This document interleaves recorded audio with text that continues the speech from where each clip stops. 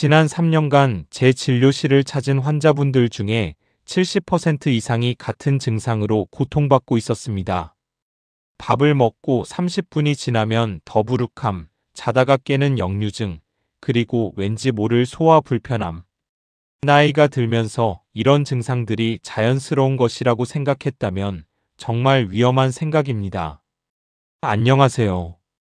저는 삼성서울병원 소화기내과에서 18년간 근무해온 의학박사 김준호입니다.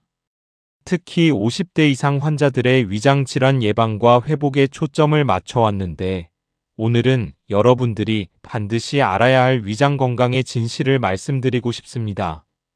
결론부터 말씀드리면 약해진 위장은 절대 나이 탓이 아닙니다. 올바른 방법으로 관리하면 60대, 70대도 충분히 회복할 수 있습니다. 많은 분들이 모르고 계신 사실이 하나 있습니다. 위장이 약해지는 과정은 느리고 조용합니다. 마치 나무가 서서히 썩어가듯이 말이죠.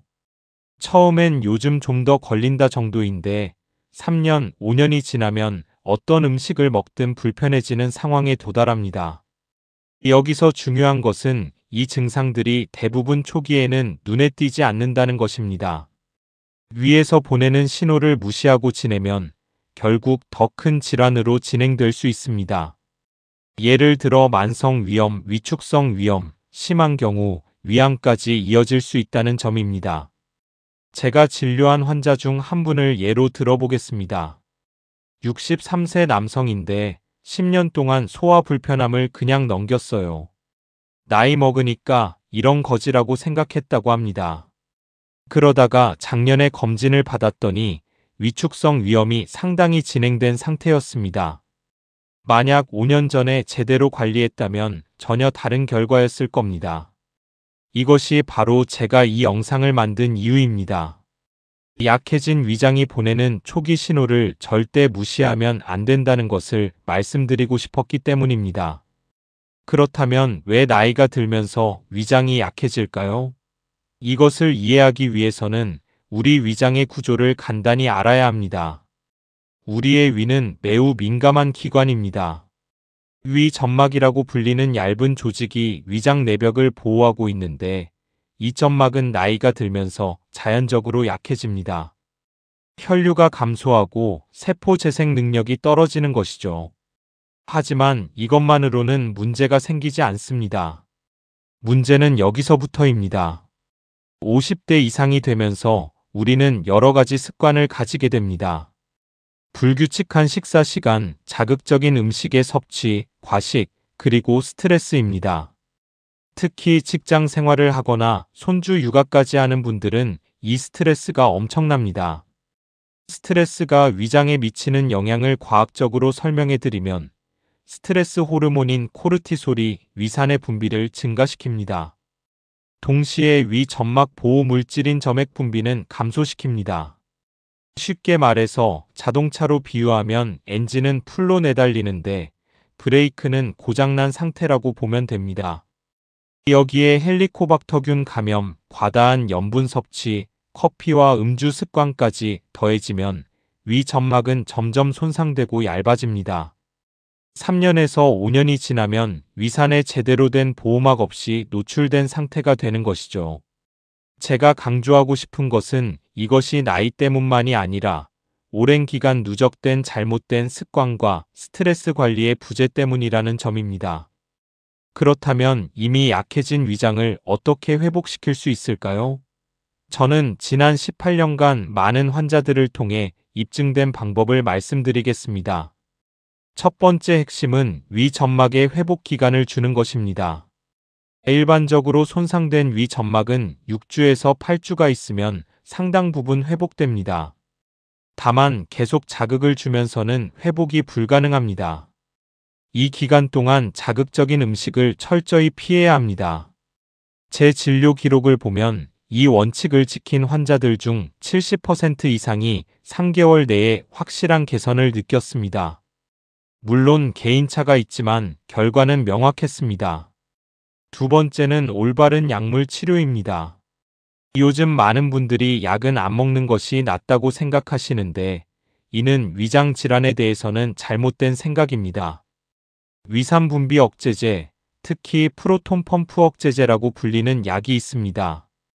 이 약은 위산을 억제해서 점막이 회복되도록 환경을 만들어줍니다. 저는 환자들에게 보통 4주에서 8주 정도의 약물 치료를 권합니다. 이 기간 동안 위 점막이 회복될 수 있는 기회를 주는 것이죠. 물론 이후에는 점진적으로 약을 줄여나갑니다. 세 번째는 식이요법입니다. 여기서 많은 분들이 실수를 합니다. 죽만 먹어야 한다고 생각하는데 이것도 장기적으로는 좋지 않습니다. 오히려 충분한 영양분이 필요합니다. 제가 권장하는 음식은 다음과 같습니다. 첫째, 단백질입니다. 계란, 흰살 생선, 두부, 요구르트 같은 부드러운 단백질 음식이 위 점막 재생에 도움이 됩니다. 둘째, 따뜻한 음식입니다. 찬 음식은 위의 순환을 방해하므로 피해야 합니다. 셋째, 항산화 물질이 풍부한 음식입니다. 당근, 호박, 브로콜리 같은 음식들이 위 점막 손상을 막는 데 효과적입니다. 특히 제가 환자들에게 자주 권하는 것이 있습니다. 아침에 따뜻한 생강차 한 잔입니다. 생강의 진저롤 성분은 위 점막의 염증을 줄이고 소화효소 분비를 촉진합니다. 제 환자 중 한 분은 이것만으로도 3개월 후 상당한 개선을 봤습니다. 네 번째는 식사 방식입니다. 언제 먹는가도 중요합니다. 최소한 잠들기 2시간 전에 저녁 식사를 마쳐야 합니다. 밤에 위산이 계속 분비되면 점막이 더 손상됩니다. 위장 회복을 돕는 보조적인 방법들도 있습니다. 첫째, 스트레스 관리입니다.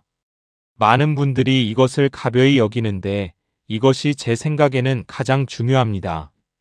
저도 환자들에게 마음 관리가 위 관리라고 말합니다. 명상, 산책 또는 가벼운 요가 같은 활동이 도움이 됩니다. 하루 20분의 산책도 충분합니다. 둘째, 프로바이오틱스입니다. 장에 좋은 박테리아가 위의 건강에도 영향을 미칩니다. 요구르트나 김치, 된장국 같은 발효 음식이 도움이 됩니다. 셋째, 적절한 운동입니다.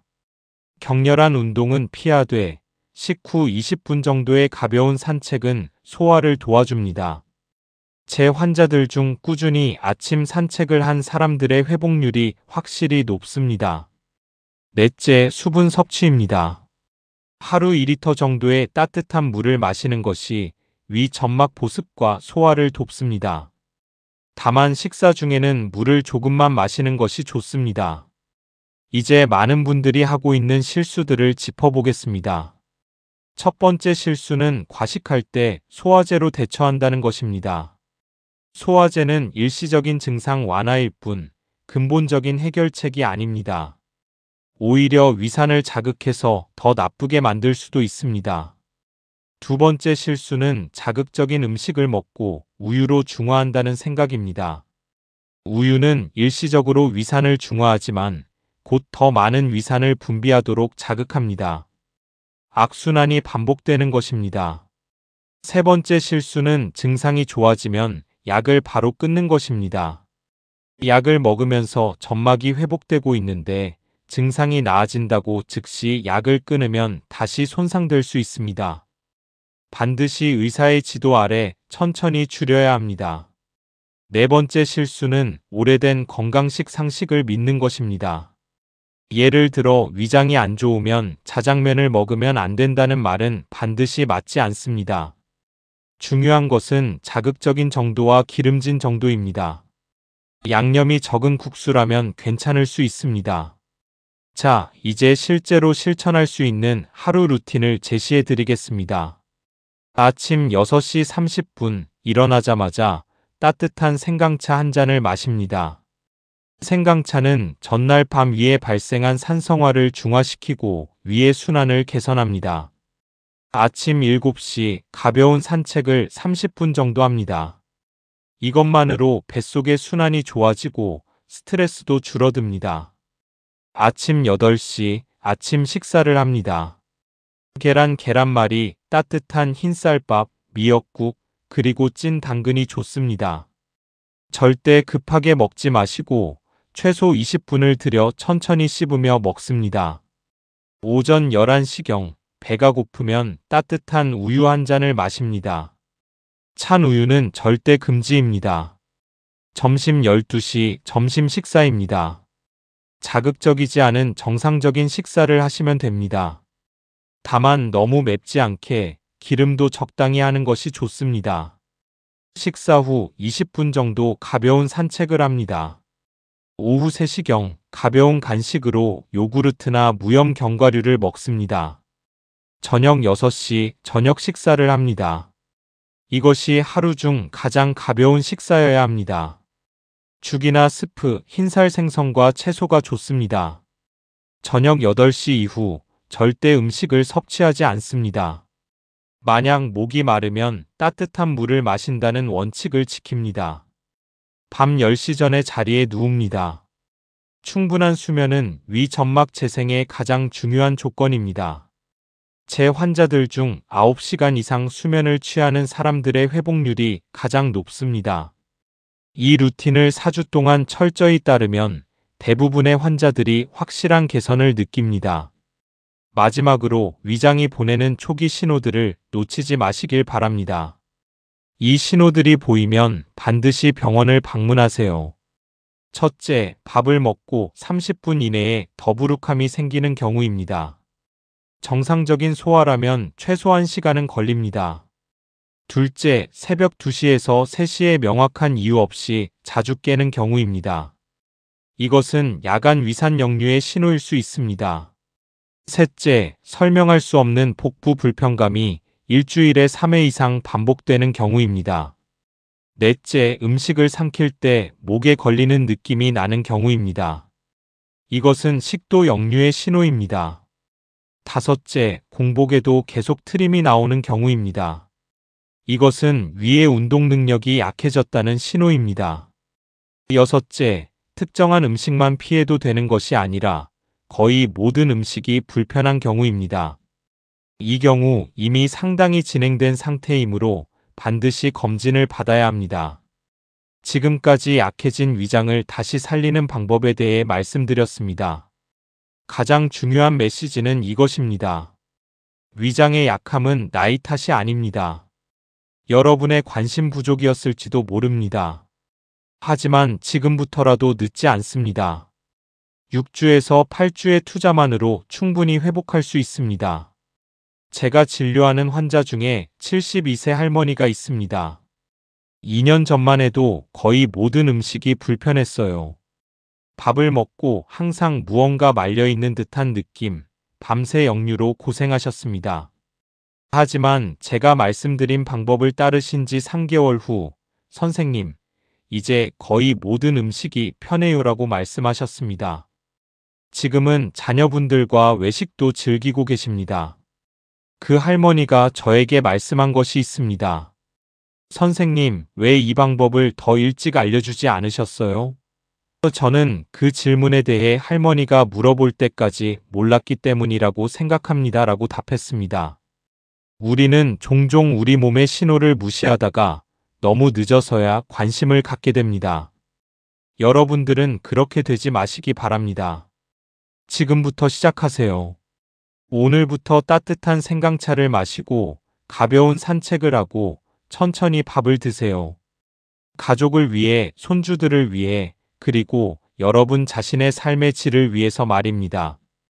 저는 여러분의 위장이 다시 건강해지기를 진심으로 바랍니다. 감사합니다.